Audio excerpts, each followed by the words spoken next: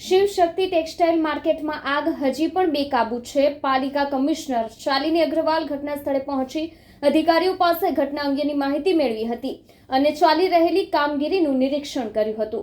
ઘટના સ્થળે પહોંચેલા પાલિકા કમિશનર શાલિની અગ્રવાલે નિવેદન આપતા કહ્યું હતું કે તપાસમાં જે કંઈ પણ ક્ષતિઓ હશે તેના આધારે કાર્યવાહી કરાશે। સુરતની ટેક્સટાઇલ માર્કેટની આગ હજુ પણ બેકાબૂ છે, જેમાં રિંગ રોડની શિવ શક્તિ ટેક્સટાઇલ માર્કેટની આગ વિકરાળ બની રહી છે। તેમાં 24 કલાકથી વધુ સમયથી ફાયર વિભાગ ભારે જહેમત કરી રહ્યું છે।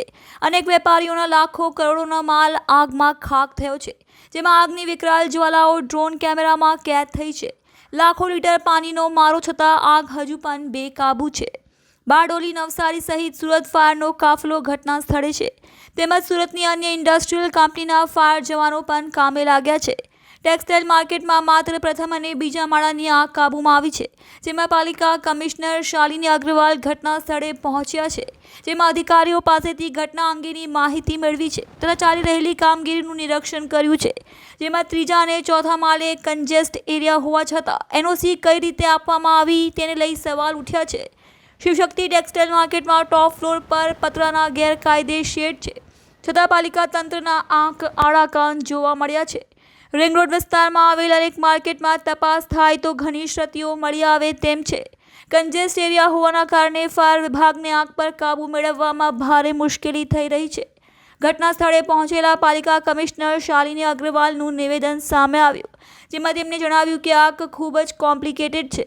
ઘટનાની તપાસ થશે તથા તપાસમાં જે કંઈ પણ ક્ષતિઓ હશે તેના આધારે કાર્યવાહી કરાશે। જિલ્લા કલેક્ટરની મદદથી હજીરા, ઓએનજીસી, રિલાયન્સ, ક્રિપ્કો સહિત કંપનીના ફાયર વિભાગની મદદ લેવામાં આવી રહી છે। હાલ આગ પર કાબू મેળવવાનો प्रयास થઈ રહ્યા છે।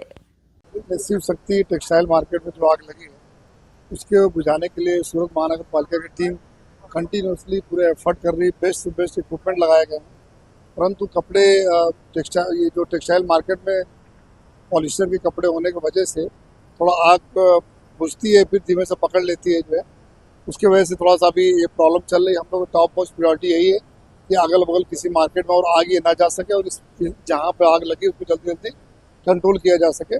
उसको लेके पूरी जितने भी लेटेस्ट इक्विपमेंट्स तो लगे हुए हैं, साथ में पुलिस के ड्रोन कैमरे भी लगाए गए कि ऊपर से कॉर्पोरेशन को फीड दिए जा रहे हैं कि कहाँ पे किस तरह से आग है, जहाँ पे उनको आइडिया लगे वहाँ पे कंट्रोल करने के लिए। आजू बाजू की बिल्डिंग में भी आग नहीं जाए उसके लिए पूरी कॉर्पोरेशन की टीम मेहनत कर रही है। अगल बगल के मार्केट में सब खाली करा दिए गए, सब बंद करा दिए गए हैं, जिससे पब्लिक का मूवमेंट भी नहीं रहा, ट्रैफिक भी डाइवर्ट कराया गया है और उम्मीद है कि जल्दी से जल्दी इस पर कंट्रोल पा लिया जाए। अब वो तो बात की बात है, लेकिन अभी पहले ये है कि लोगों की जान की सलामती रहे और जितना भी हो सके जल्दी जल्दी आग बुझाई जा सके। नहीं, उसमें आपको जैसे मैंने बताया कि इसमें सिल्क, पॉलिस्टर इस तरह कपड़े होते हैं जो कि धीमे धीमे जलते ही रहते हैं और ऊपर पानी पड़ता है लेकिन नीचे से उसमें आग लगती रहती है, तो इसके वजह से थोड़ा सा टाइम लग रहा है। और प्लस दुकानें भी इस तरह से बनाई गई हैं अंदर कि एक जगह तोड़ के जो है बुझाया गया तो दूसरी जगह जो एक्सेस नहीं हो पा रहा है। अंदर टेम्परेचर भी बहुत ज़्यादा है वहाँ पे, इसलिए फायर की टीम पूरी सलामती के साथ वो काम कर रही है और उम्मीद है जल्दी जल्दी हो जाएगी।